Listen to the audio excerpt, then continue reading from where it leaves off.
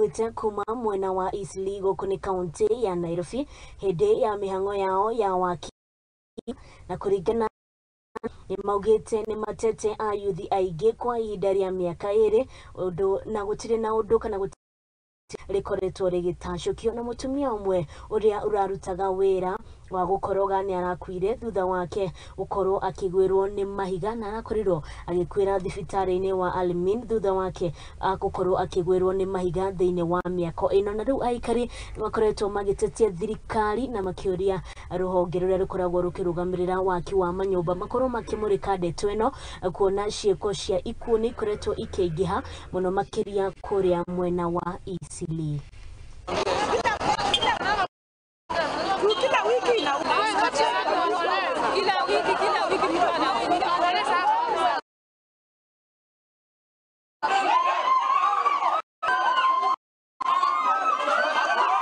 Of Alamin Hospital.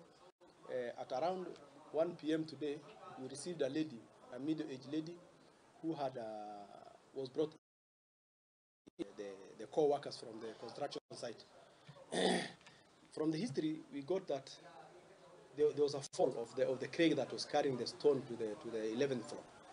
Then the crane fell on her, so she got injury on the head and part of the chest, and she died on the spot.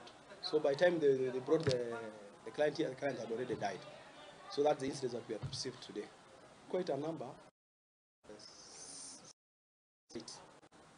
But some of them are just normal injuries. Some have mortality like this one. And it has been there for the last, I think, 3-4 years. But it has been several cases. As a doctor, I can only advise you the safety precautions.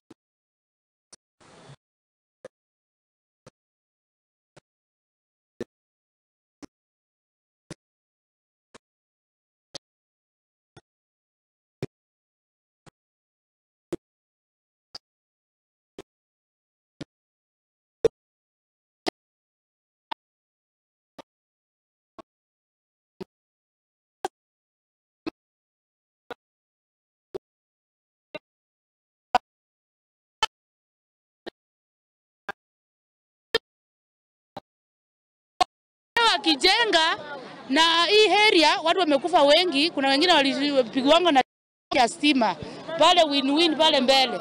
Sasa tujui shida ni kwanga ni hapa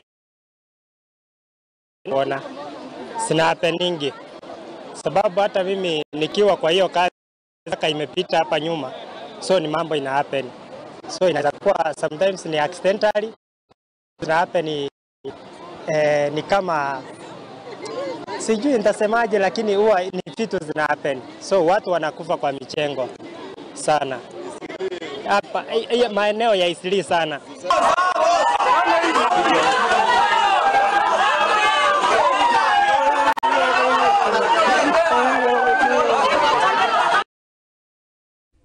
Tukitigana na ishe